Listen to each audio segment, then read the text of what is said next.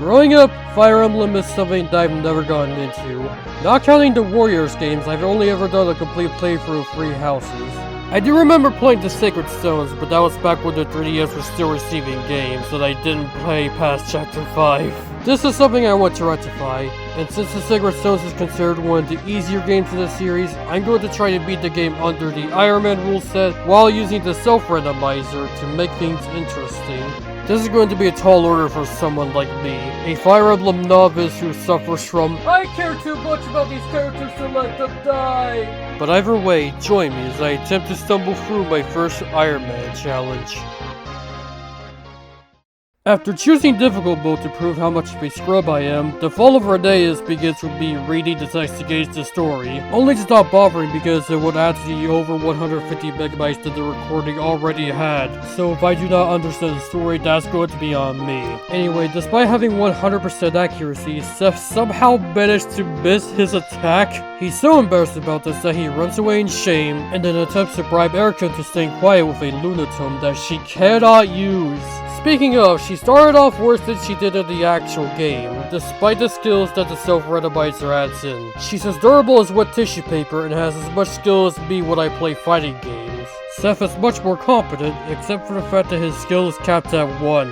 That probably explains what happened in that scripted fight earlier. Despite these setbacks, I was able to get through the prologue with 0 issue, and Sam managed to get over his skill issue with his accuracy.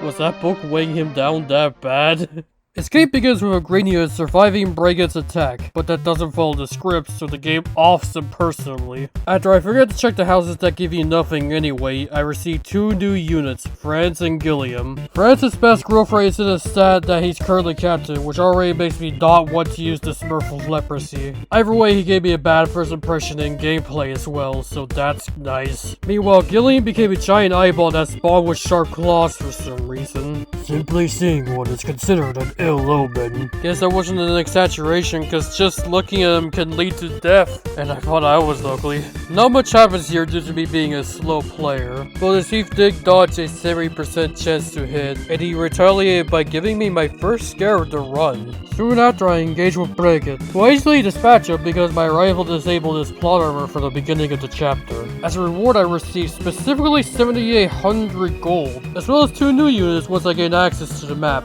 Peninsula starts off with 2 stats capped at level 1, which is concerning. And it means that unless she can somehow reclass, Mulder the Skeleton will always be stronger than her strength-wise. Dang, he must have gotten some good calcium in those bones. The protector begins with Bennett attacking a village and Ross coming out the wrong place. He's supposed to come out the recently destroyed village alongside his father Garcia. I'm guessing the self-randomizer made this change in order to make recruiting him and Garcia easier. Not like a Battlestar way because I made a huge miscalculation, leaving me unable to use either of them.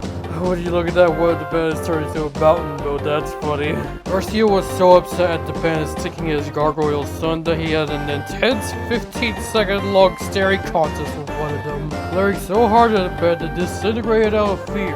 But while I couldn't save Ross, I could save the villages, and by doing so I received a weapon that Gilliam should have started with, an energy ring which I can't exactly use on anyone other than Seth, and a silver sword which was useless right now because none of my units can use swords. I one-rounded the boss with little issue. The game tells me that I should try leveling up my non-Erica units, and then I send Gilliam to deal with the mountain boat as he was the only one who could fly out without me spending 8 billion turns doing the rescue drop maneuver. How does it take multiple turns to hit a stationary boat? After I clear the map, I get a flashback scene that includes the first character you see in the intro, but I don't bother to watch it, which leads to Erica being upset at me. The Vengeance of Borgo begins with the mighty Cape boat sitting on his throne, and yet only one of its minions is also a boat. Anyways, new units! Nami will always get doubled, which is a problem because she's just as frail as Erica is. And Colm comes literally flying in from the stairs, leaving me unable to loot the chest here because he's no longer a thief. How did you forget how a lockpick works? You just used it. Mulder needlessly styles as a white rider. I receive yet another sword for my collection of ownerless swords. And defeating this defenseless priest gives me a ballista for some reason. Like, I don't think I'm supposed to have this thing normally. At least not like this. I'm not entirely sure this will be useful, but using it reminded me of the only time I used the fist gun in 3 houses because I thought it would be funny. I will not be stopped. This beach begins running away from the mighty king boat, which leads me to believe they were fired.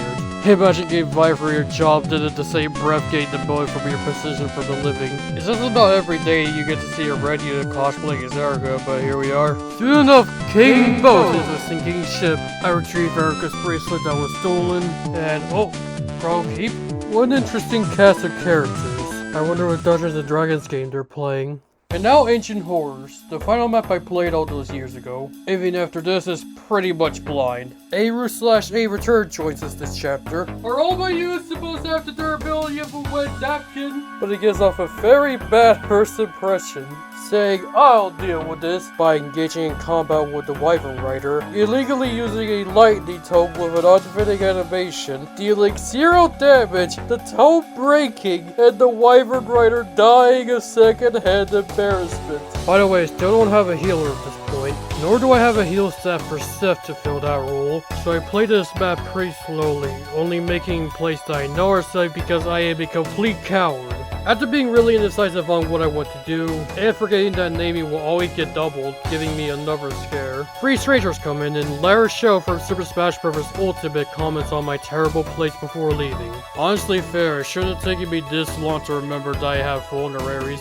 I do notice that these 3 guys with hand axes will deal no damage to Vanessa, so I proceed to take advantage of that. Clearly this took up all my brain power, as I followed that up by wasting a durability of a slim lens on this route that I don't even finish destroying. Luckily for me though, these non-monsters aren't any smarter, going out of their way to fight units that are way above their pay grade. After wasting a bunch of time, I eventually visit this village to the south, prompting another unit to join my army. Loot seems to be attempting the 3 houses meta strategy, but honestly it looks like she and her wyvern need to go to the hospital. By the time I recruited Louisville, the map was basically cleared out, my reward being Robin 6 costume calling me a foul creature, and using the meta system that Arthur came with to give Erica a plus 5% on her growth rates.